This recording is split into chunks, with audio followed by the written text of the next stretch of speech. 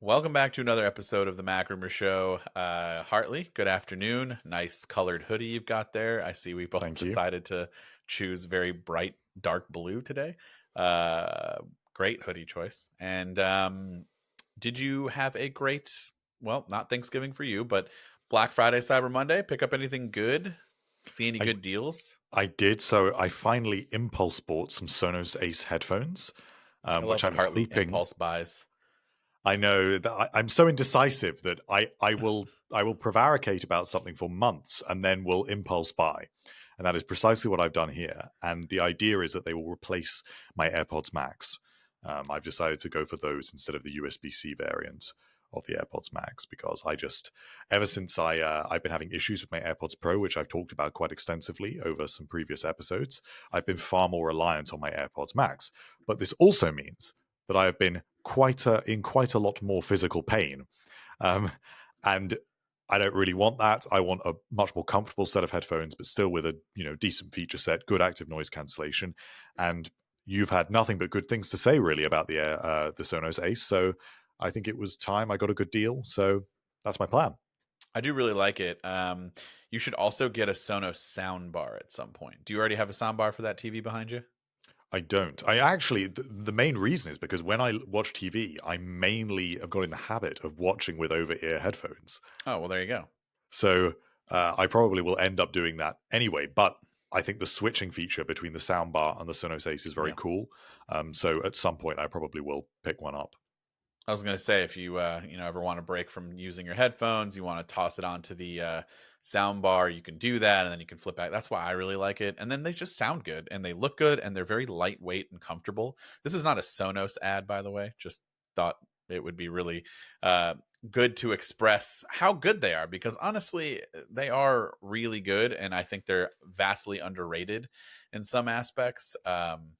Also, I picked up 2 Sonos Era 100s for the sole purpose of research. So for those who want to subscribe to the channel if you haven't done so, but I will be testing them out to see if they work as desktop speakers because they sound so good. I would love to see if they could work with the Mac with minimal to no lag. And I'll just spoil one part, as in they do definitely work because they have Bluetooth and line in, but how well and how good are they? You'll have to wait. And if you've ever been thinking about doing that, well, hopefully I can provide an answer for you. It is a little bit of a expensive setup. I guess it's about what, $250 a piece, so $500. How much do desktop speakers run? Well, they can run pretty expensive. Well, you buy some premium KEF speakers or something like that. Yeah. And so then you get versatility with the Sonos ones too. So I mean, you got to look at. Can you continue to AirPlay to them even when they're used in that configuration? Oh yeah. That's great. Oh yeah, it's yeah. So yeah, depending on your setup, we'll get into it more. Because I thought it would be a cool video, because I've been looking it up myself just to see if that was something that you can do. And there was like one person out there, and I wish I knew who it was. It was just a smaller channel, but like shout out to that guy for having a really good video that gave me this inspiration. Like, you know what, I'm going to try the same thing and see how well it works for my Mac setup. So we'll be doing that. Also this week, we've got a couple of stories that we're going to run through. It's, we're hitting up against that time where it's the end of the year and things are starting to slow down. On that quick note there, only 3 episodes left. So this one, and then the next 2 weeks, and then we're going to take a little bit of a break. And we will pick things up again after CES. So around the 2nd week of January. Let me confirm that, actually. Okay, so no episodes on the 3rd and 10th, but we will be back the 17th. So we'll have a few weeks off, which is good for both of us. Hartley, you deserve a break, Thank you. So do you, take some time. Well, I'll be in CES, which is why we're doing that. Yeah. But not quite a break, but at least, a little bit of a different shake up there to my schedule. This episode of the MacRumors Show is sponsored by Public Rec. Now, for those of you who have been watching the YouTube version of this podcast, you may or may not have noticed that every once in a while I've had this really nice waffle knit hoodie on, and that's from today's sponsor, Public Rec. I've actually worn clothes from them in the past, so I was super excited that they wanted to sponsor this episode because these are some pretty high quality clothes at an affordable price. Now, you couldn't see my pants, but these are probably the best part of what Public Rec has to offer. The Daymaker pants look like really nice, acceptable pants for nearly any occasion, but they feel and fit a lot like joggers. They're super stretchy, elastic waist for max comfort, absolutely fantastic. These Daymaker pants, they come in 10 different colors. Now, I went with the navy to kind of match the waffle gray knit hoodie that I wear a lot, but I'm telling you, these pants are mega comfortable no matter what size you are. Stop suffering in regular pants and give the gift of comfort this holiday season. For a limited time only, our listeners get 20% off when you use code MAC at checkout. That's 20% off with the code MAC, M-A-C, at publicrec.com. After you purchase, they'll ask you where you heard about them. So please, please, please, if you can, support our show and tell them that we sent you. Say goodbye to pants that put up a fight, because when comfort meets style, you found Public Rec. Thanks, Public Rec, for sponsoring this episode. All right, so we've talked about this before, so I don't want to spend too much time on it, but I am very intrigued by the latest report from our good old pal Ross Young, who says that Apple's going to be entering the foldable market finally in 2026. How much should we put into this, that it's actually going to happen finally in 2026? Do you think this is true, or is this just, not bad info, but like, is it just a projection mostly? I think at this point it is still a projection. It's important to remember we are still effectively 2 years out from that. And with the way that Apple's product development cycles work, Apple could easily still push that back if it encounters problems. However, I think it is important to mention that there has been such a confluence of reports about Apple's foldable work in recent years.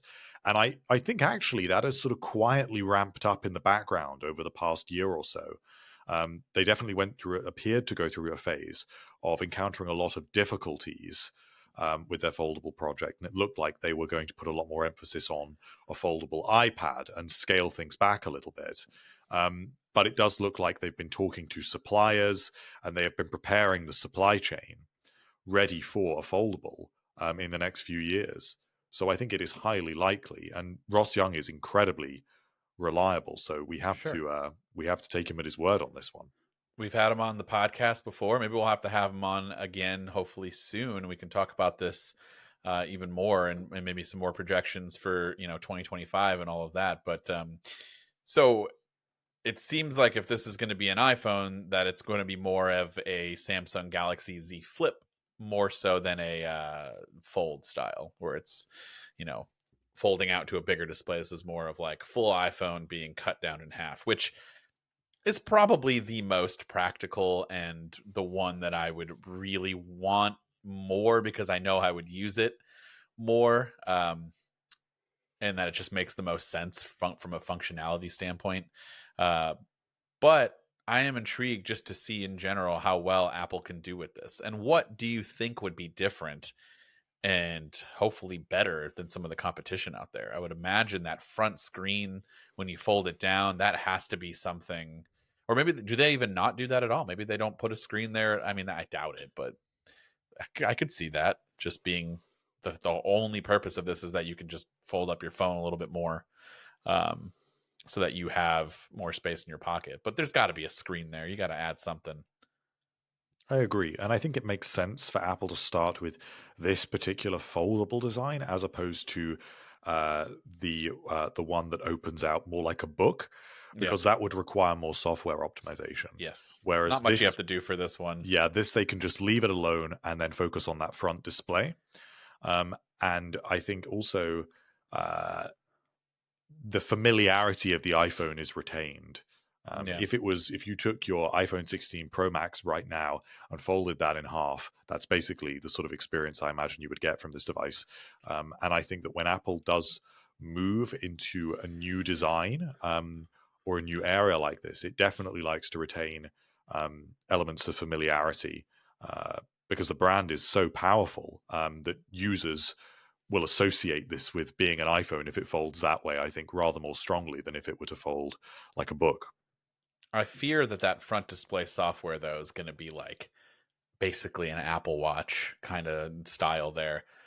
And like while that would probably be fine, a lot of these companies where I think like the better ones, I like the Samsung Galaxy Z Flip. I think it's really well done, excellent hardware. Software is pretty good. But like you're still after all these years, we have 6 of them right now. After the 6th generation, we're still limited on what you can do on that front screen. Like you can't open full apps. Some apps, yes, but like with the Motorola one, it took them a couple of years to simply just be like, here, you want a small version of your phone on the front? Go for it. Open up whatever you want. We don't even care. And like, I know that that's not quite what Apple likes to do with certain things, especially things that are new. So I wonder what those limitations would be. What do you think it would look like on that front screen? I can only imagine that it would be similar to WatchOS, or possibly when it first comes out. I wouldn't even be surprised if it was even simpler than that, if it was very similar to widget smart stacks, That's what I was thinking. Yeah, with the Watch which OS is stuff. effectively like what standby mode is. Yeah, Standby mode lets you have 2 big blown up interactive widgets, which really on a front display for a foldable iPhone, I would just be happy to have a foldable iPhone. And if I could sure, get but my reminders in my calendar and I can just swipe through them and it's nice and simple, that's good enough for now. I don't know if it really needs to do an enormous amount more than that. If they do want to do more than that, then maybe it could effectively run WatchOS. But what would the purpose be of that? What apps would I actually want to run on WatchOS when I would not just open my phone?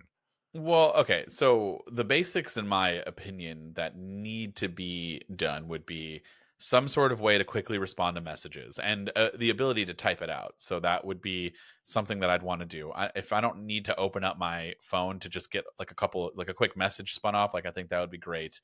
Um, Obviously, you'd want, and like my fear is that the worst simple case is that it's just going to be an always on display with the same style of always on display that we have right now, which is kind of useless. I mean, you can see some things, but you can't do anything with it. And so I want to be able to have the ability to do things when I need to. But you're right, there's not like a whole ton. I probably don't need to be going into a ton of apps, but the camera needs to be able to work because that's a huge selling point for selfies is that you have the actual main camera as your selfie camera right then and there because you can um, just kind of have it in like a half clamshell, opened up and just point it at you and be able to see yourself and take a picture. So I think that's useful. And I'm guessing they'll do something like that, but I don't know. I guess if it was the implementation that we have now with Samsung, where it's still restricted, but there's a lot more widgets and there are a couple of apps. YouTube, for some reason, is one of them. That might be kind of nice, like podcasts, like music, something that you can control easily without having to flip open your phone, like good widgets that way. I'd be fine with that. But like I said, Motorola, straight up, you can have a mini home screen and then just open up apps and they resize relatively well.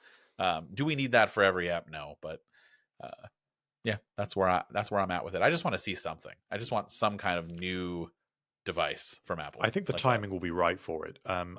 We've discussed on previous episodes how the upgrades that the iPhone lineup is receiving are generally getting smaller. I know people have been saying that for a very long time, um, but I think it is true now more than ever. And I think that the iPhone 16 lineup really showed that. If we even take a look at the iPhone 15 Pro and we ignore features like the titanium chassis, which Yeah, for all intents and purposes we think is going away now, so it's being cancelled out, that change. Um, really, these devices, the amount of new features we're getting generation over generation are very small now. And I think that Apple is eking them out before the next big thing, which should be the foldable. And I think that that will reinvigorate the iPhone a little bit for a fair number of years and will also enable Apple to charge a higher price for the iPhone. A little bit like with the don't like iPhone that. 10, because the iPhone 10, Apple was able to justify that $1,000 price point and push it above everything else because it was so different. Yeah. I can absolutely see that happening with foldables, and it's a way to redefine the device all over again, which should keep us going for another, I don't know, 5 or 7 years. Well, then you can go not only like a flip style, but then a fold style, and then if you want to start doing the And iPad and there's so many more opportunities to do interesting things with that front display and the software. And is it going to let you plug into an external display for Stage ooh, Manager, because you're going ooh, to say that it runs iPad OS now because it's a larger display? oh, There's Apple all kinds of Silicon in a fold. Ooh, all this kind of thing that I think they have the potential to lean into, at least majoritively for marketing purposes. yeah, They have a lot more marketing potential that they can get out of foldables, especially if they do have some key differentiators from Samsung, which, if they use glass displays, which is what we are expecting them to do, will be significant. And yeah. it will just be very interesting to see Apple's take on this, because I don't think that Apple is going to just come into this space and do exactly what Samsung is doing. They will I have hope their own unique I hope perspective not. on this. I hope not, but also I like what Samsung's is doing. So like if if they did do that, I don't think anybody would be disappointed from like a user standpoint. Like they're actually going to be really good. The one thing though, remember last week or was it last week we talked about the iPhone 17 Air? Yeah, like this makes sense. So if that's 2025 and we get that really thin iPhone, what did I say I want to do with that? Yeah, Just fold it in half. So I wouldn't be surprised if it looks a lot like that, just folded in half. Different hinge, obviously, because there are no hinges on any iPhones currently, or at least none that are visible. I don't know what's going on the inside, but nothing that would indicate a folding iPhone yet. So that to me makes the most sense, but who knows? And hopefully this report, like we said before, Ross definitely has great information all the time. um, Hopefully this projection's right, because second half of 2026 is right now the current rumor, and I mean that would put us at September, would make sense for an that would iPhone. be the So iPhone 18. yeah, remember I said the 17 Air was, I was referring to it as, that's Yeah, 2025. Then 2026, you take that 17 Air design and you fold it, yeah. and that's the iPhone 18. So we have the 18 fold. Well, what are they going to call it? That's the other thing. Don't do Ultra. what. Mm, I don't think they're going to put fold in the name. No, very y- unlikely. They're going to say that this is the best iPhone form factor, and therefore it is an uh, iPhone the Ultra. Ultra.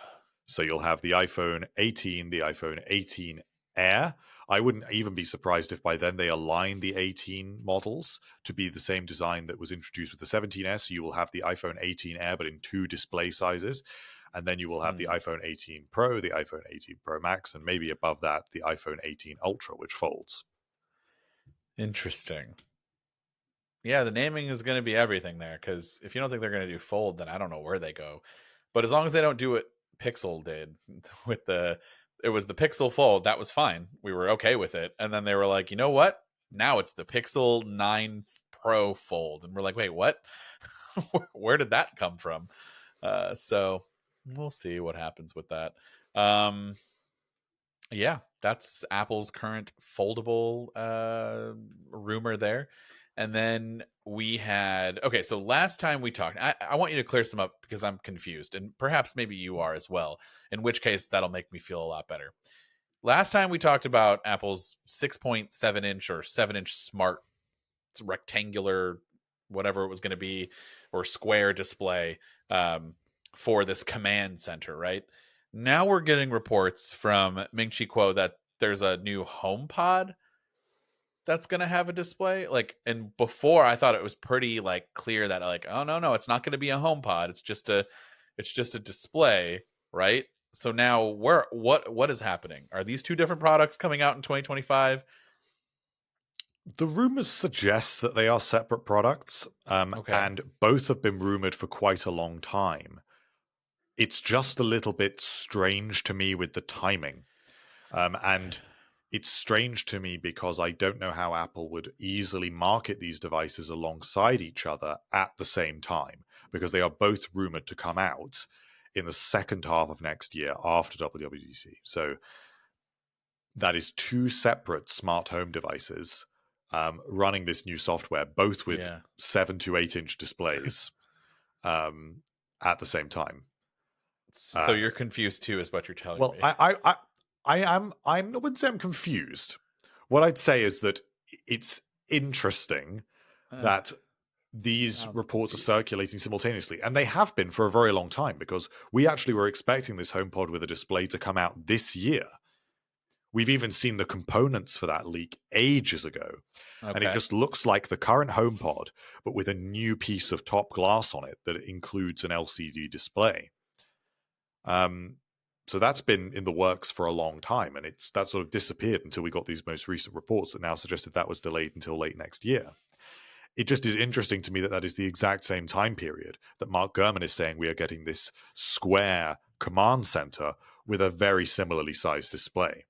I think what is very clear from all of this is that Apple is moving very hard into the smart home, because Okay. we also have had reports about their work on a smart home camera device, which would rival products, like Ring or whatever it may be, from lots of companies offer that sort of thing with little cameras that Listen, pan and tilt. yeah, listen, I'm going to tell you right now, if Apple does that, I think they would be instantly one of the best selling cameras on the market, because I feel like everyone has, well, it also depends on the price because, it's Apple. So everyone has good enough smart home stuff, right? But no one's like truly great. I feel like I've tried at least from a camera perspective, I feel like I've tried every single camera, like most of the biggest brands out there, and every one of them doesn't do something quite right. Or like there's like one thing where you're like, or they just don't work with HomeKit, and like they're not Matter. They don't go with all the, like, it's just there's always one little thing. Right now, for me, Ring, those are actually pretty reliable. Really enjoy that. My biggest gripe is that the battery dies quickly, but that's my choice for choosing the battery one and not doing any solar powered or anything. So there's a fix for that. And the other thing is that it's just not available in HomeKit. But like also HomeKit cameras kind of suck, right? Isn't it just like every time I open up my HomeKit app, like it's always not recording anything or unresponsive until I like actually dive into it. So I feel like Apple in theory should be able to make something that would work really, really well, and then would make these other ancillary products that go with it much more enjoyable. So now you have cameras around your outside of your home, let's say monitoring. You get a doorbell, also one of those huge things that they can dive into. Now you're going to get that up on your Apple TV, which you can do that with some of the products now, but like the first party integration is just going to be so much better uh, amongst all of your devices. So I just feel like that would be amazing. I just didn't think that they would ever do something like this. So I'm really happy to hear that, because more smart home products from Apple, the better, in my opinion, just because I would like to find one ecosystem of things that fits all of my needs and not have a bunch of different. My house is a mess, man. I've got Google for some things, I've got Ring for other one. Like, it's a mess. I need help. I think Apple's reinvention of its home product lineup, because effectively it does have one right now that includes the HomePod Mini, the HomePod, and the Apple TV, um, will be its next big product line, because there are so many devices now rumored to be in the works, all in this category. We're expecting a successor to the HomePod Mini. There will at some point be a successor to the existing HomePod. Maybe that is the model with the screen. Yeah. Then we have got the command center. Then we have got the version of the command center that is expected to be this high-end $1,000 plus version of it on a robotic arm. So that's just four. Yeah. If you're going to Um, do all of this, you got to have other products that work yeah, with it. and then we've got the Yeah. camera, and then Yeah. we have got the Apple next generation Apple TV. And going back years, we've heard rumors about an integrated Apple TV HomePod, and even most recently, there were reports about Apple actually building a TV, Yeah. which Yeah. were reports we've not heard for a Years. decade at this point. Yeah. All right. Well, what are you using at your house right now? Smart home wise. Are you trying to do everything HomeKit? Is that working out for you? Yeah, so I do everything HomeKit, but it's a cruel mistress because Yeah, right. Like it does not always work. it's But that is no. not. I don't feel like it's entirely on Apple. I feel like a lot of it depends on which brand it's from, but sometimes it is just inexplicably uh, disobedient, and I just want to turn the lights on, but they're just not responsive. I Um, feel like, well, because there's not many of these products that really show up on a first party basis from Apple in the HomeKit app. I mean, you have your Apple TV, you have your HomePod. What else is there? So there's nothing really, and those usually work okay, but like everything else, I'm going to do this right now. I'm going to open up the Home app and I'm going to tell you all of these products that I have are unresponsive easily. Like they're going to say not responding. Here, I'll show you. For those who, no response. Those Oh dear. work. Those all are on and working. No response for just about everything. The only things that do work, Apple TV says it's paused. My thermostat works really well. Thanks to Google using Matter. High praise there. Matter actually has not been so reliable for me. I set up my Really? Philips Hue setup with Matter, and I actually have preferred it when I have reverted to doing it natively.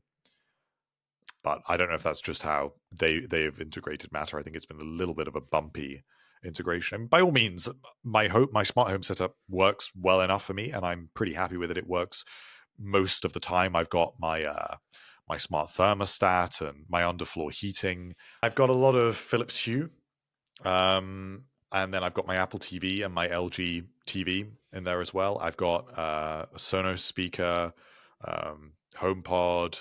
And then I've got a bunch of sensors as well. Like I've got some window sensors. I've got a water leak sensor.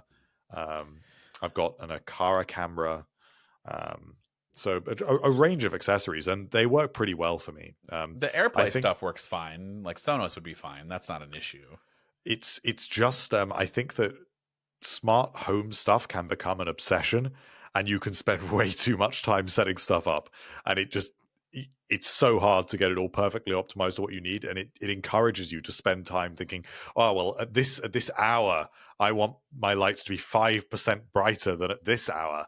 And I think you just need to take a step back and reevaluate your life choices if you're thinking about that, because I've fallen into that pit. You can just get up and flip the switch, Exactly. Which is hilarious because I try to set up all these smart lights around the house, and then my kids come home and they're like, I'm just gonna flip that switch. I'm like, no, don't do that. No. You gotta ask the person to do it. You gotta ask the little box here. You gotta say, ask Google if you can turn on and they're like, why would I do that when I could just flip the switch? And I'm like, you know what? I don't need you to come back with all of that logic. Okay. But yeah, I mean, sometimes it's just easier to do the non-smart home stuff. But I would be interested to see how Apple would approach that. Would they start making these products and making them better, and something that would go off of your personal context of your devices and know what you usually do? A lot of these say they can do that, but then they don't really do a good job. Well, crucially, many of these devices are rumored to feature Apple Intelligence. So the HomePod that Ming-Chi Kuo is talking about is supposedly going to have the A18 chip and is going to run Apple Intelligence. And if Apple is building this new Home OS with Apple Intelligence at its core, that is going to touch the HomeKit architecture as well as how the Home app actually presents itself to users. So I think there are good things in store for us with all of this. And I'm really looking forward to it because the Home app has never been that great. The redesign they gave it a couple of years ago was really good. And I have really loved some features. Like I really like adaptive lighting. I like the fact now that you can run shortcuts for more complicated smart home scenes and setups and things that you want to enable at particular times. And I do really like a lot of the accessories that I have. Otherwise, I wouldn't have spent so much money on setting them all up. But it's undeniable that it's not as good as it could be. Yeah. By the way, all of the stuff that are unresponsive on my Home app are all Philips Hue lights. I need to look into. Sometimes I find just turning the hub off and on again fixes that for a while. So when did they do Matter? Do I have to buy something new for this, or is it just no? You should be able to update your hub to it, but I would be cautious about doing that because I did it. And it removes a lot of functionality. So like I just mentioned, I like adaptive lighting. Adaptive lighting is not supported in Matter. I don't do any of that. Honestly, I just want them to be able to be on my app so that I can turn it on and off. More importantly, I would use it more if I had like a widget on my screen a little bit, more present and there that works well. And I put the widget on there and none of the apps are responsive. So then it doesn't matter. Oftentimes some of our lights go out and I have to turn them back on because my kids are messing with it. And I do have like, does the schedule work? I do have some things on a schedule. Yeah. Okay. Well, I don't know. We'll look into it. I want to hear from everyone that's listening, like what your favorite HomeKit products are, or are you not using HomeKit? Maybe you are like me who decided you wanted a smart display, which we use constantly for listening to music, doing timers for, recipes and watching videos and stuff like that. So we use it all the time. And then it's just a nice little picture frame. So having it tied into, the Photos app and using a lot of those features would be great. One last thing before we end this episode. What is your take on the Photos app? Did we talk about this on iOS 18? Yeah. I don't think we ever actually don't love it. Are you in that camp? Am I the only one who doesn't really care? Like, I don't hate it as much as some people. Dude, some people hate it. I don't find it really makes a difference to going through my feed. Yeah, because like, I just go through all the photos. What do I do other find people that do? having to scroll down and go to individual sections takes me longer. What do you mean individual? Oh, like to get to like specific like albums and favorites and stuff. And I know you can pin it all, but it just takes so much more time to get that all exactly where I want it. And even then, it feels like there's more friction with this app than there was before. The previous app was very simple. This is trying to have a much more it's conceived around the idea of using the Photos app to consume photos, not around accessing photos quickly, which is fine. But chances are, if I just want to send someone a screenshot or something that is for a few weeks ago, and I've saved that to an album, or I favorited it, or whatever, I just want to go to wherever I know that is really quickly, which I could do far more easily before. I guess. I think I used my Photos app weird compared to everybody else, because like to me, I just scroll through the all photos, and then if I can't find it, I search for what I'm looking for.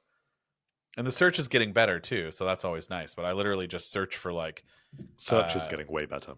Like for parking for when I'm at my studio, like sometimes I need to enter in my license plate, and now I have it memorized. But before, I would just have a picture of my license plate on my phone, and I would just search for license plate or my driver's license. You know how I forgot my wallet literally yesterday, and I needed to pick up a package, and they're like, "Do you have a license?"